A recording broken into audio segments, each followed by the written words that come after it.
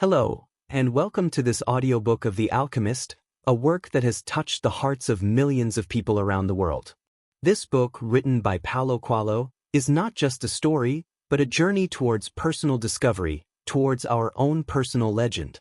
Through these pages, we will explore a narrative filled with symbolism, teachings, and deep reflections. We will be joined by Santiago, an Andalusian shepherd who decides to leave behind the familiar to pursue a dream that speaks to him of hidden treasures and destinies written in the stars. This is a tale for those who dare to listen to the voice of their heart and follow the signs that the universe places on their path. So, get ready, put on your headphones, and join us on this journey full of magic, mystery, and transformation. Without further ado, let's begin with the first chapter of The Alchemist. Chapter 1. Santiago's Dream. Santiago, a young Andalusian shepherd, arrived with his flock at the end of the afternoon to an abandoned church. It was a place where he usually stopped during his travels. The roof had collapsed, and a huge sycamore tree grew in the old sacristy. He decided to spend the night there, bringing the sheep inside and placing some boards to make sure they wouldn't escape during the night. As he lay down, using a book as a pillow, Santiago thought about how practical it would be to read more voluminous books, as they not only lasted longer in his hands but also offered better support for sleeping. However, he couldn't help but let his mind wander to a dream that had been unsettling him lately. That night, just like on previous nights, he had the same dream, but he always woke up before finding out its ending. He got up before dawn, took a sip of wine, and began to wake the sheep. He had been traveling with them across the fields of Andalusia for 2 years. He knew their behaviors and their names, and he was convinced they understood him too. He considered them his constant companions, although sometimes, when he was in the villages, he enjoyed talking to other people, sharing the stories he read in books or what he saw on his journeys. Despite his peaceful life, something had been bothering him in recent days: a young woman he had met the previous year in a nearby village. She was the daughter of a fabric merchant and had impressed him with the way she listened to him talk about his travels. Although Santiago loved his life as a shepherd and his freedom, he couldn't stop thinking about the possibility of staying in one place if it meant being with her. As he led his sheep towards the village, Santiago reflected on his life. He remembered how his parents had dreamed of him becoming a priest. He had even spent several years in a seminary studying Latin, Spanish, and theology. However, the desire to see the world had been stronger, and he had chosen the life of a shepherd. Now, after 2 years of traveling the region, he knew every corner of Andalusia, but a desire for something deeper was beginning to grow in his heart. Upon arriving in the city of Tarifa, Santiago decided to visit an old woman who was said to be able to interpret dreams. The old woman welcomed him into her humble home, where religious images adorned the walls. After a brief ritual, she listened to the shepherd's dream. Santiago explained how, in his dream, a child played with his sheep and then led him to the pyramids of Egypt, where the child told him there was a hidden treasure. But before the child could point to the exact location, he always woke up. The old woman listened attentively, and after a moment of reflection, she gave an unexpected answer: he should go to the pyramids of Egypt and search for the treasure. She didn't ask for money in exchange for her interpretation, but rather a tenth of the treasure if Santiago managed to find it. Although the old woman's words seemed simple, they resonated in the young man's heart. It was as if a door opened before him, inviting him to cross into a world full of possibilities. However, he also felt insecure. Should he really leave everything he knew to pursue a dream? On his way back to the fields, Santiago reflected on what he had heard. Something inside him told him that this was a sign, a call. But uncertainty and fear kept him tied to his current life. The possibility of searching for a hidden treasure stood in contrast to the comfort of the familiar, a dilemma that would begin to define his destiny. As the sheep gathered on the horizon, Santiago looked at the sky. He knew that each day brought new opportunities, and although he hadn't yet made a decision, deep down in his heart, he felt that his life was about to change forever. Chapter 2. The Encounter with the King of Salem. Santiago was sitting on a bench in the town's main square, reading a thick book he had just traded for in Tarifa. He tried to concentrate, but his mind kept returning to the strange dream and the old woman's words. A treasure in Egypt, he thought. The idea excited him but also filled him with doubts. While he was reading, a peculiar old man approached him and started talking to him. "What are those people doing?" he asked, pointing to the passers-by in the square. Santiago, uncomfortable with the interruption, replied briefly, "Working?" The old man insisted on continuing the conversation, and although at first Santiago tried to ignore him, he was soon surprised by the stranger's words. The old man seemed to know a lot about him, more than was possible.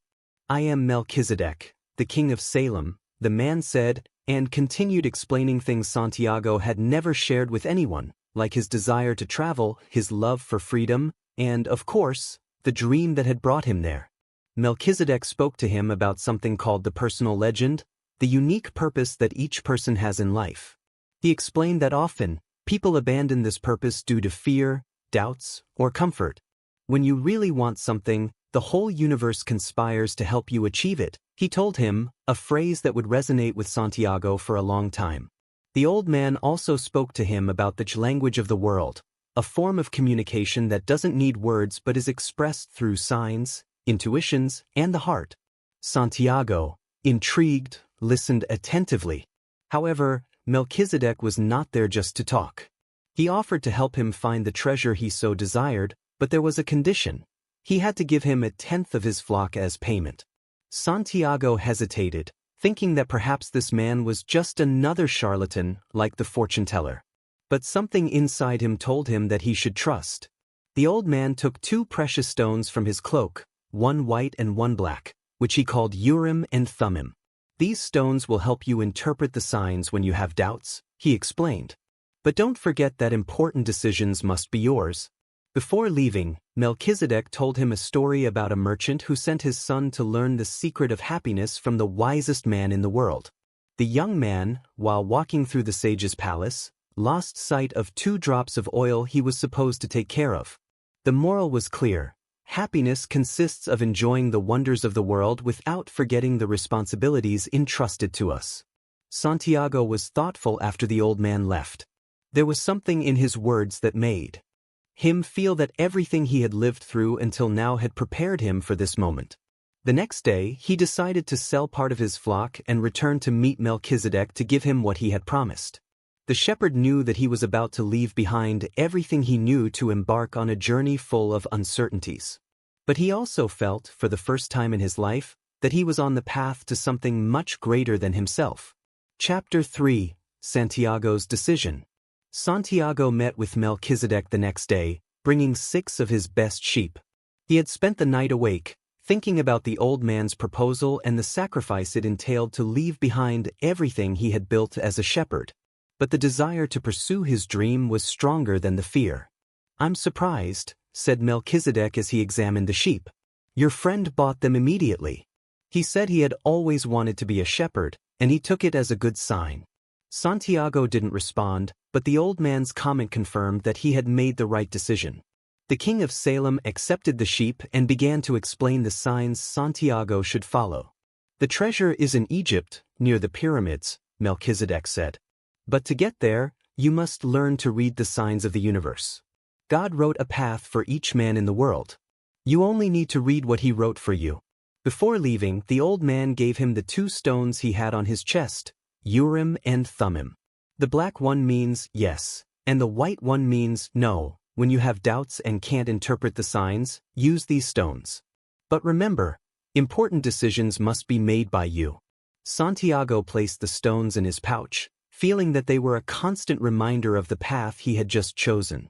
Before departing, the old man told him one last story about a gem seeker who was about to give up just before finding an emerald. People learn very early what their reason for living is, but they also give up very soon. Don't forget, everything is one thing, and when you want something, the whole universe conspires to help you achieve it. When Melchizedek said goodbye and disappeared among the streets of the village, Santiago felt the full weight of his decision on him. He was free to move forward or return. But as he looked at the horizon, he remembered the old man's words and decided that he would embark on the journey. He sold the rest of his flock, gathered the money, and headed to the port. There, seeing the small boat that would take him to the African continent, he felt a mix of excitement and fear. He was leaving behind everything he knew, but he was also stepping into the unknown, driven by the promise of a treasure and a life full of purpose. When the boat set sail and the coasts of Spain began to disappear on the horizon, Santiago realized that there was no turning back. For the first time in his life, he was completely alone, but also completely free. Chapter 4. The Awakening in Tangier. The boat arrived at the port of Tangier at dawn. Santiago observed with curiosity and some unease the hustle and bustle of the city. Everything was different. The streets, the people, the smells, and above all, the language. He couldn't understand anything they were saying, but the spirit of adventure still burned within him. He walked toward a central square, looking for a place to sit and reflect on the next steps to take. While observing the activity in the city, a young man approached him speaking in Spanish. Santiago felt an immediate relief. Finally, someone he could communicate with. "Who are you?" asked the young man, who seemed to be around his age. Santiago briefly explained his situation and mentioned that he wanted to reach the pyramids of Egypt. "Do you know how I can do that?" The young man responded enthusiastically, "Of course, I can help you. But you will need money for the journey." Santiago nodded and took out all the money he had earned from selling his flock. The stranger looked at the coins and assured him that it was enough. "First, we need to buy 2 camels to cross the desert," he said. Santiago trusted the young man, who seemed kind and willing to help. Together, they walked through the narrow streets of Tangier, where the markets were filled with colors, smells, and unfamiliar voices. Santiago felt fascinated by the exotic atmosphere, but kept his eyes fixed on his companion, who was carrying all of his money. In the heart of the market, Santiago became momentarily distracted. His eyes landed on a magnificent sword with a hilt adorned with precious stones. "How much does it cost?" he asked his companion, but when he looked back, the young man had disappeared. Santiago's heart sank. He looked frantically around, but there was no sign of his companion or his money. Suddenly, the bustle of the market became overwhelming. He sat in a corner, trying to process what had happened. "I'm alone in a foreign land, with no money and unable to understand the language," he thought desperately. The memory of his sheep and his previous life filled him with sadness. For the first time since he had started his journey, he felt like giving up. As he sank into his thoughts, he reached into his pouch looking for something that could give him comfort. There he found the Urim and Thummim stones, a reminder of the old man Melchizedek. He held them in his hand and remembered his words, "When you really want something, the whole universe conspires to help you." Santiago decided not to give up. Although he had no money and no clear plan, he told himself that he would continue. "I am an adventurer in search of a treasure," he thought. And with that determination, he stood up, ready to face whatever destiny had in store for him. Chapter 5. A New Beginning in the Crystal Shop. Santiago woke up with the first rays of sunlight, still in the Tangier market. The square was starting to come to life again. He had spent the night awake, reflecting on his situation, but a new determination had arisen inside him. He would not return to Spain. He would move forward, no matter the hardships. Wandering aimlessly, Santiago arrived at a small crystal shop on a hill. He watched from the entrance as the owner, an elderly and tired man, cleaned the items on display. The shepherd remembered the words of King Melchizedek. "Everything in life has its purpose." He decided that even though he had no money, he could offer his help in exchange for some food. He entered the shop and introduced himself. "Can I clean the crystals in exchange for lunch?" he asked. The merchant looked at him skeptically but eventually agreed. Santiago got to work, carefully cleaning the crystals and placing some at the entrance. As he worked, he noticed several people stopping in front of the shop, interested in the products. When he finished, the owner, impressed by the sudden increase in customers, offered him more than just food. "If you want to work here, I can pay you a salary." Santiago accepted the offer, knowing it was a step forward in his journey. Over the following weeks, he learned about the crystal trade and applied innovative ideas to improve sales. He suggested placing a table at the shop's entrance with the most attractive items, which drew even more customers.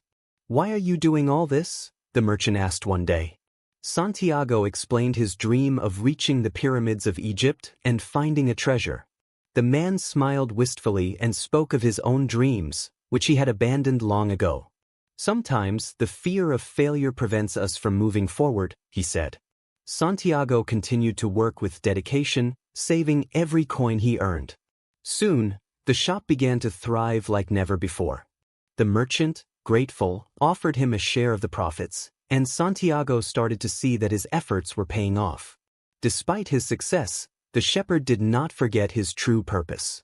Every night, he gazed at the stars and remembered the words of King Melchizedek.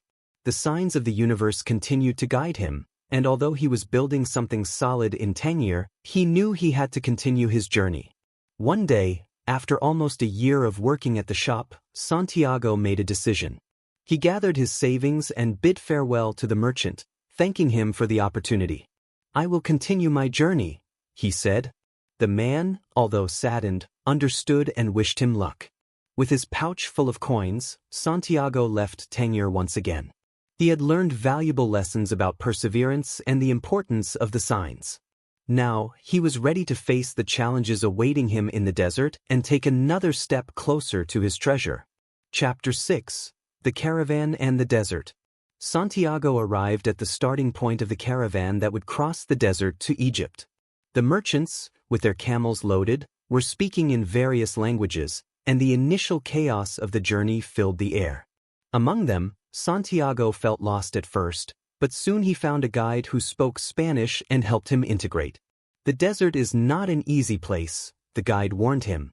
"Here, patience and observation are as important as water." Santiago listened attentively, knowing that this journey would be another test for him. The caravan began its march at dawn. Santiago watched with fascination as everything was organized with precision: the camels, the cargo, and the people. As they ventured deeper into the desert, the landscape transformed into an endless ocean of sand. During the journey, Santiago met an Englishman who carried several books on alchemy. This man, obsessed with finding the alchemist, was seeking to discover the secrets of the great work, to transform metals into gold and attain universal wisdom. "I am in this caravan because they say the alchemist lives in an oasis in the desert," the Englishman explained. Santiago, curious, listened to the Englishman's theories, even though he didn't fully understand them. However, something in his words made him reflect on the importance of following the signs of the universe. The Englishman showed him two objects he carried with him: a crucible and a stone he called the philosopher's stone. "This stone has the power to transform any metal into gold," he said, his eyes full of enthusiasm. As they continued through the desert, Santiago began to notice the signs around him: the behavior of the camels, the direction of the wind, the flight of the birds. He remembered the words of King Melchizedek: "Learn to read the language of the world."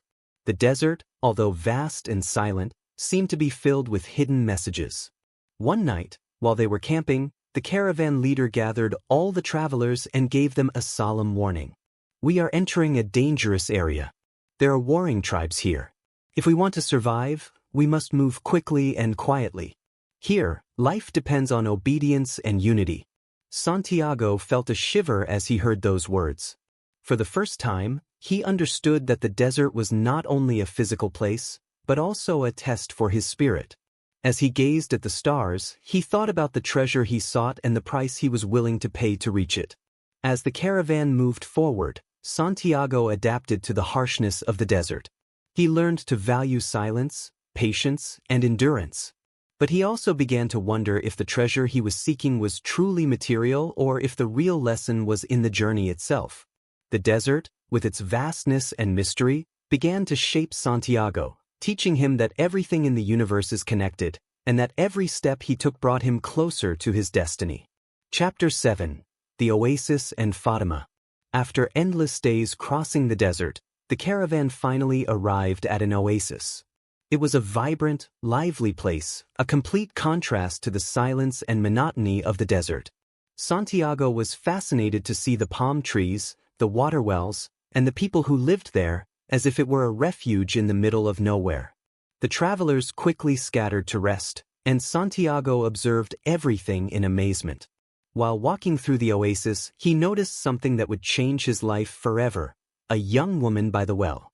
She was beautiful, with deep eyes and a presence that seemed to stop time. Santiago felt his heart skip a beat. He had never felt anything like this before. "What's your name?" he dared to ask. "Fatima," she replied, with a smile that lit up everything around her. Over the following days, Santiago found any excuse to approach the well, where he always found Fatima. They talked about the desert, their lives, their dreams, and the signs of the universe. Santiago realized that he was not only in love, but that Fatima seemed to be part of his destiny. One day, while they were walking together, Santiago confessed, "I love you. From the moment I saw you, I knew you were part of my personal legend." Fatima looked at him in silence, then responded calmly, "I love you too." But the desert teaches us something very important, that true love does not hold people back. If this is your personal legend, you must continue. Santiago was surprised by her response.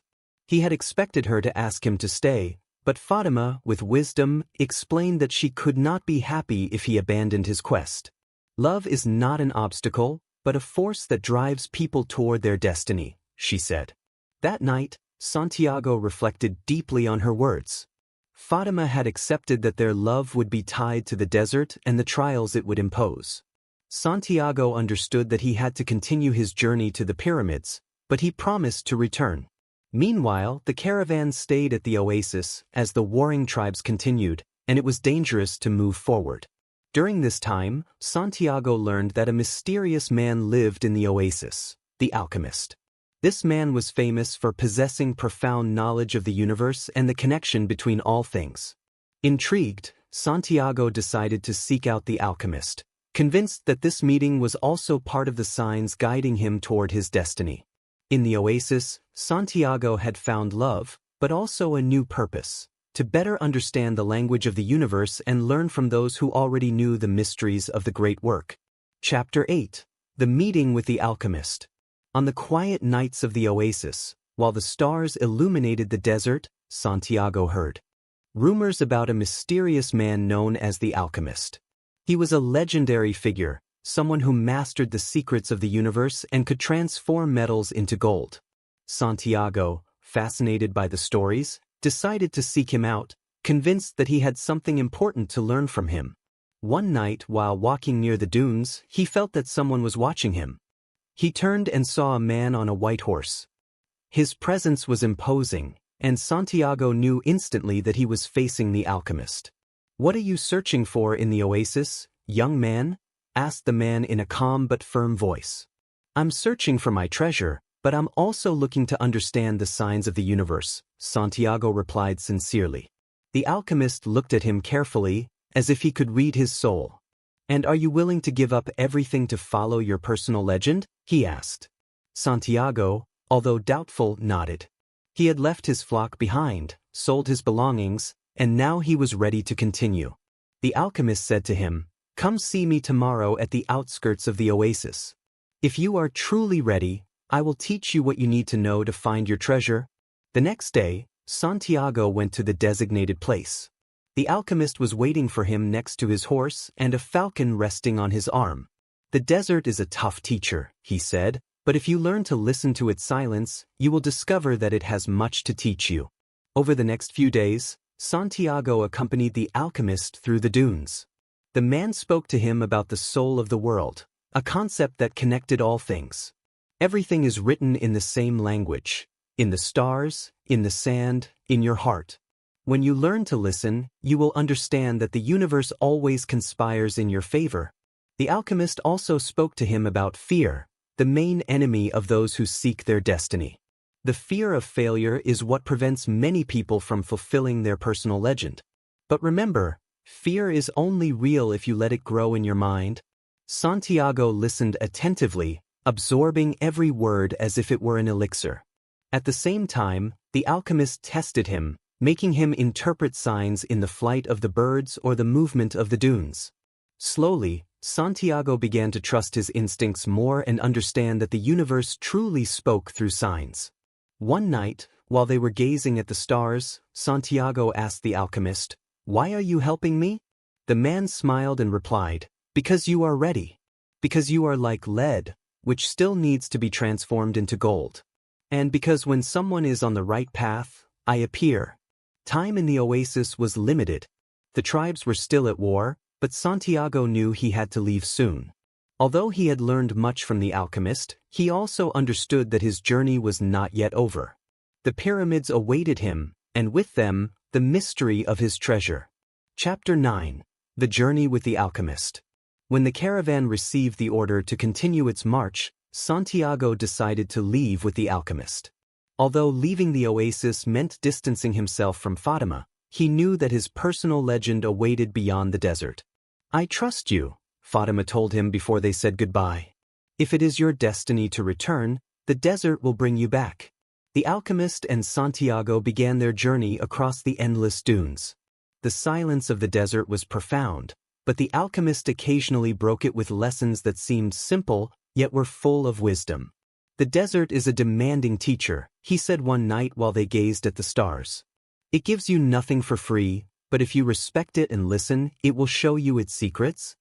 During the journey, the alchemist taught Santiago to observe the world with new eyes. He showed him how animals, the wind, and even the smallest plants spoke a universal language. He also taught him to trust his heart.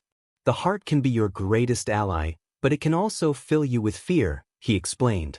Always listen to it, because it knows where your treasure is. But never allow its doubts to paralyze you. One day, while they were resting, the alchemist took a small jar from his bag and a shiny stone. This is the philosopher's stone, he said. With it, alchemists can transform lead into gold. But more important than gold is what it represents, the perfection of the soul.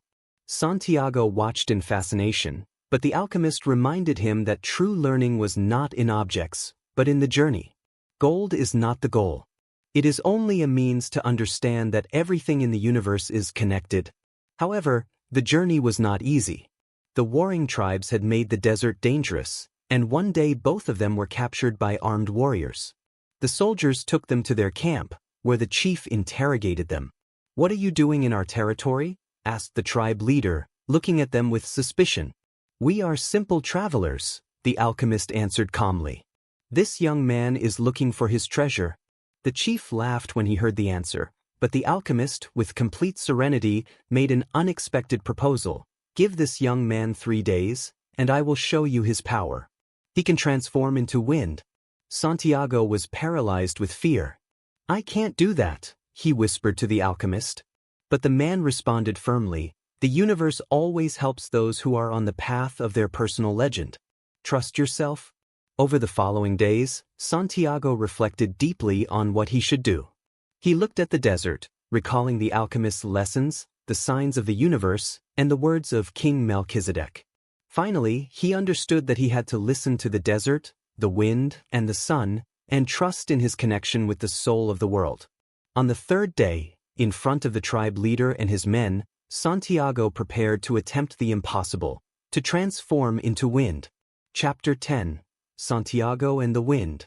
The appointed day arrived, and Santiago stood in the middle of the warriors' camp. The tribe leader and his men watched him with skepticism, while the alchemist remained calm, as if he knew everything would go well. Santiago took a deep breath, feeling the weight of his teachings and the need to trust the universe. He closed his eyes and let his mind connect with the desert. He remembered the alchemist's words, "The universe is one thing, and everything is connected. You just need to listen and trust." First, he spoke to the desert. "Teach me what you know.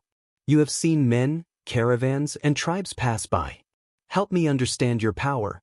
The desert responded with its vast silence, but Santiago felt something deeper, a current of power moving through the dunes. That force whispered to him that the wind was his ally. Then, Santiago looked at the sky and spoke to the wind. "Spirit of the air, take me with you. Help me show these men the power they have entrusted me with." The wind, curious, began to rise, swirling the sand around Santiago. "What do you want from me, young man?" asked the wind. "I want to prove that everything in the universe is connected," Santiago replied. "Help me travel the world as you do." The wind, excited, began to blow harder, forming whirlwinds that forced the warriors to retreat. But Santiago knew he needed more. So, He turned his attention to the sun. Sun, you who give life to the desert and to all that exists, lend me your energy. Teach me how to illuminate my soul and transform myself. The sun, bright and powerful, heard his call. I illuminate the earth and nourish life, but I cannot transform man. That is the task of the soul of the world. Santiago understood what he had to do. He closed his eyes once again and connected with the soul of the world, feeling his spirit expand to encompass everything around him: the desert, the wind, the sun, and the stars. At that moment, he stopped being just a man. He became part of the whole. The wind blew with overwhelming force, raising a sandstorm that covered the camp. The warriors, terrified, shielded their eyes, unable to see anything. When the storm stopped, Santiago stood calm, while the tribe leader watched him with respect. "You have fulfilled your promise," said the chief. "You may continue your journey. No one in this tribe will stand in the way of your destiny." Santiago felt a deep sense of relief and gratitude. He had overcome the greatest challenge of his journey so far, not through strength, but through his faith in the universe and in himself. That night, as they rested far from the camp, the alchemist looked at him with pride. "Today you have become the wind, Santiago. You have shown that when you trust the soul of the world, there are no limits to what you can achieve." With the desert behind him and the pyramids drawing closer, Santiago knew that his personal legend was more alive than ever. Chapter 11: The Pyramids and the Final Revelation. The journey continued until, finally, Santiago saw the majestic pyramids of Egypt on the horizon. The desert sun illuminated the monuments, and a feeling of awe and excitement filled his heart. He had reached the destination his dream had shown him, the place where his treasure was supposed to be. Upon arrival, Santiago fell to his knees, thanking the universe for guiding him there. He remembered everything he had learned on his journey: the signs, the teachings of the alchemist, Fatima's love, and his connection with the soul of the world. With his heart pounding with emotion, he began to dig in the sand near the pyramids, following the image he had seen in his dream. Hours passed, and although he dug with strength and determination, he found nothing. Frustration began to overwhelm him when a group of armed men appeared. They were bandits patrolling the desert. "What are you doing here?" one of them asked, pointing his weapon at him. "I'm searching for a treasure," Santiago replied honestly, hoping the universe would protect him. The bandits laughed, but seeing that he had nothing of value, they beat him and forced him to continue digging for the supposed treasure. After hours of fruitless searching, the leader of the group approached Santiago and said, "Why are you here? What made you think there was treasure buried here?" Santiago, weakened but determined, told them about his dream, about the child who showed him the exact spot where he should dig. The bandits laughed even harder. "You're a fool for believing in dreams," said the leader. Before leaving, the man stopped and added, "You know what? I had a dream once. I dreamed that I had to travel to an abandoned church in Spain, where a sycamore tree grows in the sacristy. There, according to my dream, there was a treasure buried beneath its roots. But I'm not stupid enough to cross the desert for a dream." Santiago stood frozen. The leader and his group left, leaving him battered in the sand, but their words resonated strongly in his mind.